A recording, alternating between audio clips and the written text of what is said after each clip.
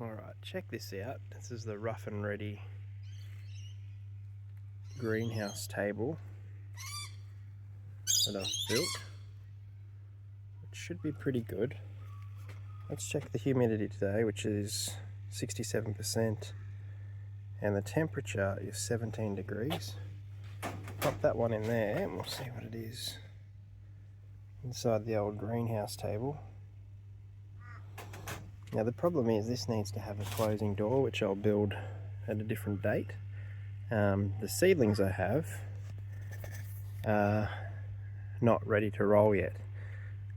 These are all the seedlings. They've been potted up and ready to go, and they are under the retrofitted heat mat that I've built, which is just some water and an aquarium heater underneath these seedlings. The problem is, I have a feeling all of these will be a massive failure and they're going to have to be composted and restarted.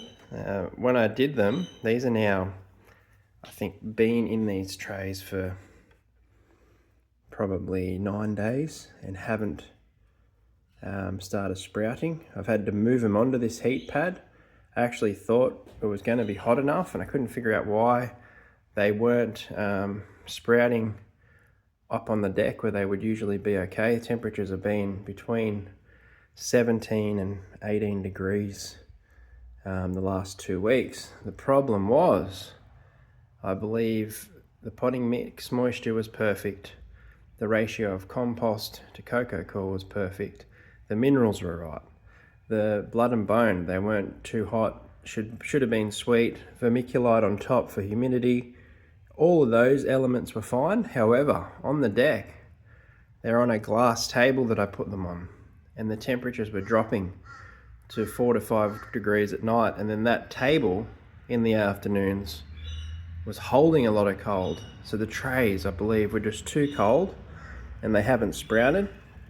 And I think what's happened is the seeds just haven't come through. So I'm going to give them the benefit of the doubt. I'm going to give them a couple more days and just see how we go. But the general process will be, from now on, they'll come onto this heat pad. Then once they've started to sprout, I will move them straight into the little greenhouse table for the hardening off. And then I'll start another set so that I've always got fresh ones coming in to circulation at all times. But pretty disheartening because it does take a bit of time to seed up trays like this. And here's the beds that the seedlings will roll into. And unfortunately it's been another bit of a disaster because we have the chickens got into this yesterday and they've never come down to the beds before, but they've lived in their mind of their own. So I've got some lettuces which are virtually ready to go.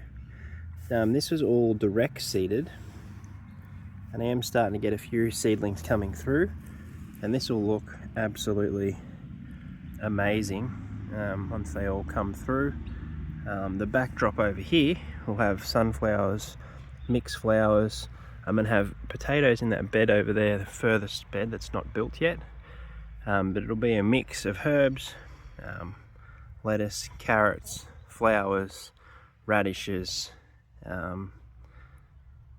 all sorts of different varieties of veg, and it'll look beautiful if I can get them to come through and if I can keep the chickens out of them. But they've all been direct seeded. I just wanted to see how they would go in these beds.